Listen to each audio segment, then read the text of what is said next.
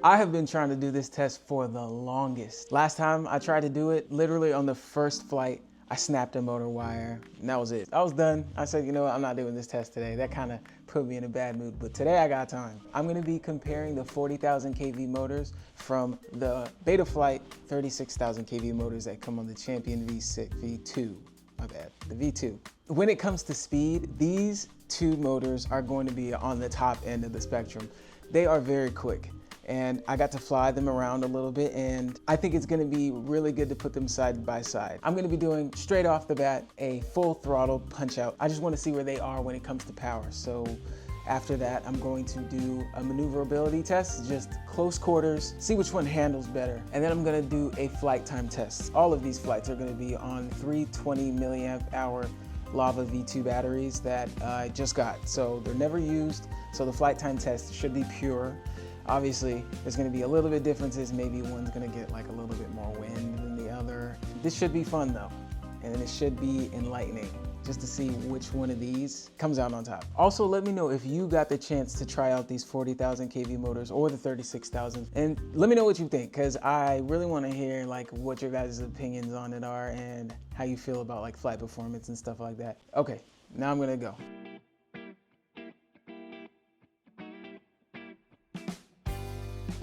All right, this is where we're gonna do the RPM test. I'm gonna start with the 40,000 kV motors, and then I'm gonna go up to the Champion. Goddamn. And then I'm gonna go to the Champion 36,000s. All right, I'm not gonna waste any time. Let's just go straight up. That was a good one. I really held on to it for a long time. These are the 320s, so it'll let you do that. Okay, let's land and get those stats.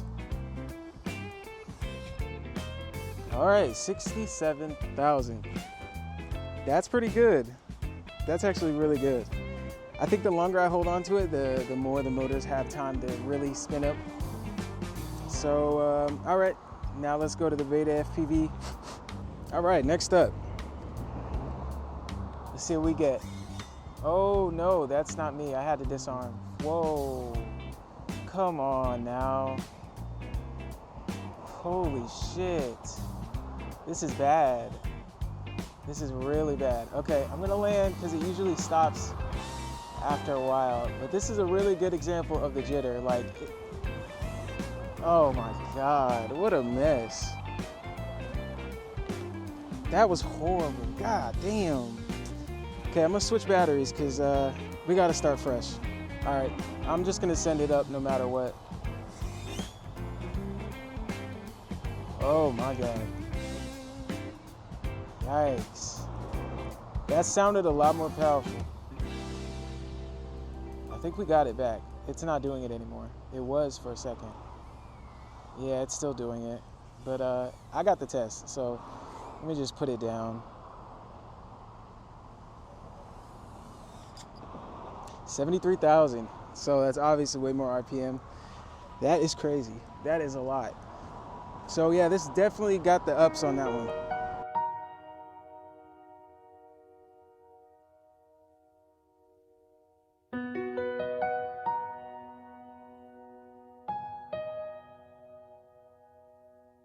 All right, yeah, I'm gonna try to attempt the maneuverability test. I don't know how effective it's gonna be if I keep getting this gyro issue, so we're gonna try.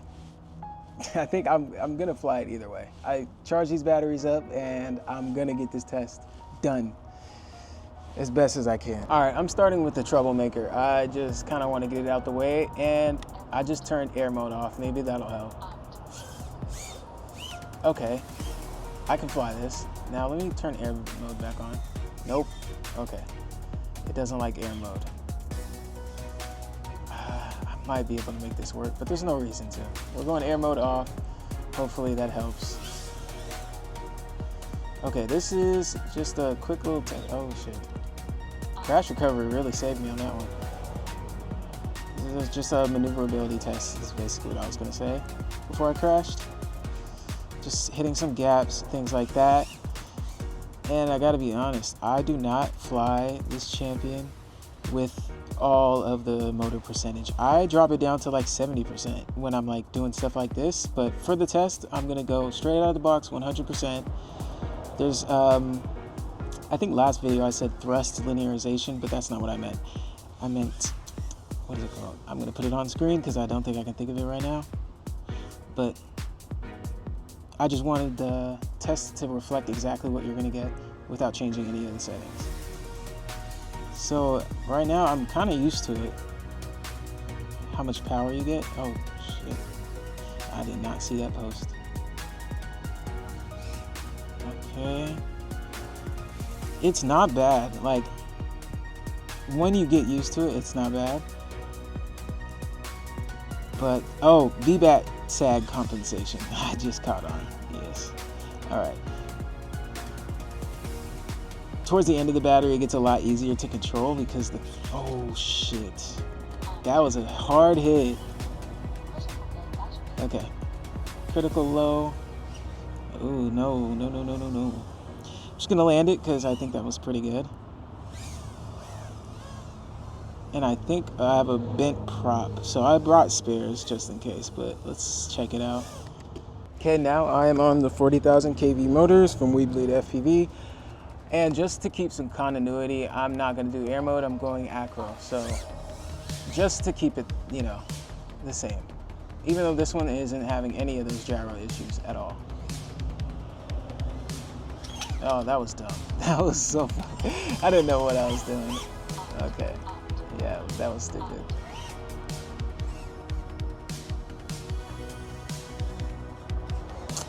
Oh no, don't tell me. Oh shit.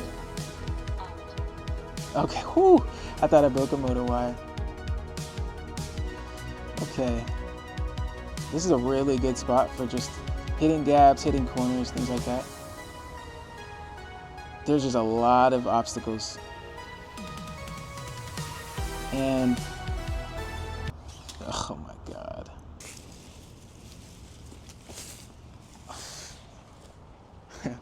Okay.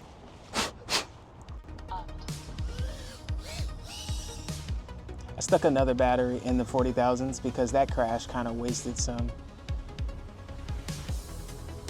So now I think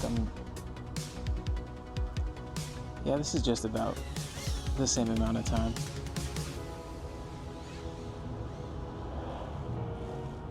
Nope. Oh, look at that. Where does that go? Oh shit. I don't know if I want to find out right now. Let's see. Does it go through? Oh, that's perfect. Okay, let's go up first. All right. So I'm gonna come down, probably just split S, why not? Yeah, this is I didn't even see that till now. Wow, this is actually pretty cool. Oh. Okay, I'm beating this thing up. I think all things considered, that went pretty well. Yeah, I'm just gonna pack everything up, then we're gonna go to the next spot and do the flight time test. Let's see.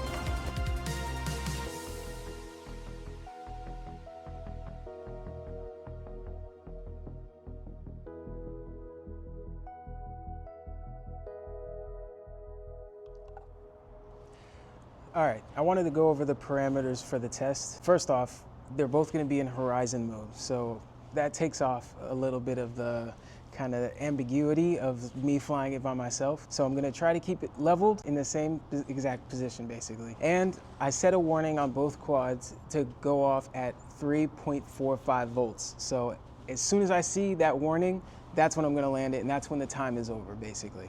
Okay, let's do it. All right, let's start it off.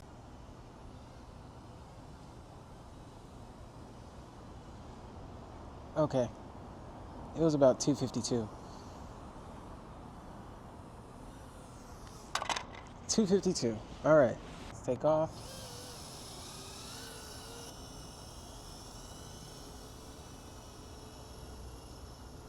Okay, so 3 minutes and 6 seconds.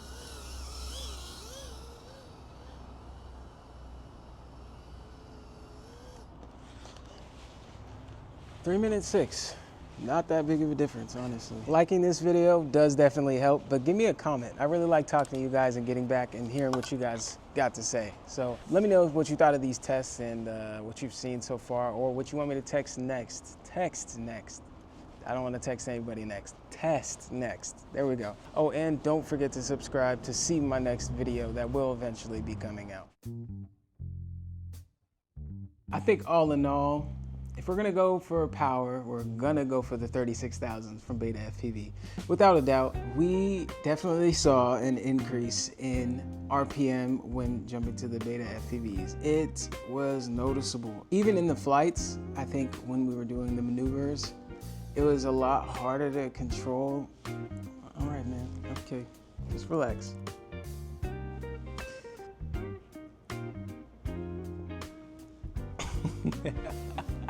Obviously, the 36,000s did a lot better than the 40,000s, RPM wise. I would say if we're just talking no motor limiting at all, I would say the 40,000s are easier when it comes to close quarters or indoors. I mean, most people don't have a wide open area to fly when they're in their house, so I would actually choose the 40,000s, but if we're talking speed, we're gonna go with the 36,000. And it's surprising, you would think the higher number would be better, but Beta FPV, like I said, usually does underspec, so their motors are better than what they say they are, which is kind of confusing, but I guess it's just the way that they measure KV. If I'm gonna just speak towards my opinions here, I would always go for more power if I have the ability to tune it down.